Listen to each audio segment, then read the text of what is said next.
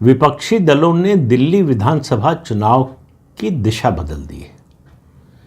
दिल्ली में विधानसभा के चुनाव हो रहे हैं, आपको मालूम है 5 तारीख को वोटिंग होनी है, 8 तारीख को रिजल्ट आना है। तो पहले तो दिशा थी क्या, परिस्थिति क्या थी दिल्ली विधानसभा चुनाव की?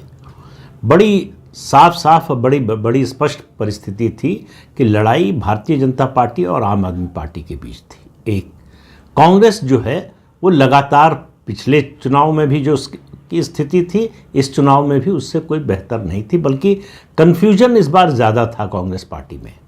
कांग्रेस पार्टी तय नहीं कर पा रही थी कि आम आदमी पार्टी के खिलाफ लड़ेगी कि साथ लड़ेगी, न्यूट्रल रहेगी। आखिर रातें राहुल गांधी और कांग्रेस पार्टी ने तय किया कि अरविंद केजरीवाल के खिलाफ खड़े होंगे, लेकिन उससे चुनाव के नतीजे पर या चुनाव की दिशा पर कोई विशेष फर्क पड़ता नहीं। सेंटिमेंट के लिहाज से आप कह सकते हैं, लेकिन उसका भी कोई वोट पर असर हो या नतीजे पर असर हो, ऐसा होने वाला नहीं था।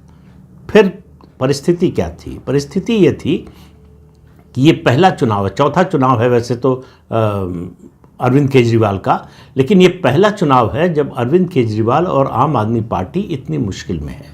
तो मुश्किल में क्यों है? आप देखिए, आम आदमी पार्टी का जो मुख्य जनाधार है वो 3 वोट हैं। विधानसभा के लिहाज से कह रहा हूँ, लोकसभा की बात नहीं कर रहा हूँ। एक है मुस्लिम वोट जो थोक में मिलता है विधानसभा में और वो बढ़ जाता है लोकसभा में, तो लेकिन अभी केवल विधानसभा की बात हो रही। दूसरा झुग्गी झोपड़ी का वोट, जो एक समय कांग्रेस का कैप्टिव वोट बैंक था, वो शिफ्ट हो गया पूरा का पूरा जो है आम आदमी पार्टी को, और अभी तक था। और तीसरा वोट उसका मिडिल क्लास का।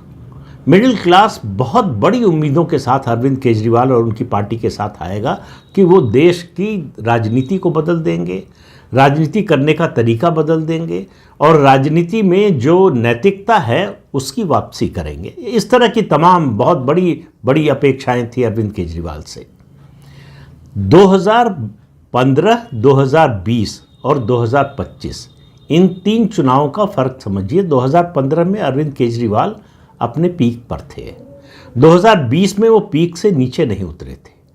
हालांकि एंटी इनकम्बेंसी 5 साल के बाद थोड़ी बहुत हो जाती है, उसका ज़रूर असर था, लेकिन उसके अलावा कोई ज़्यादा फर्क उनकी लोकप्रियता पर, उनकी पार्टी के जनाधार पर पड़ा नहीं था।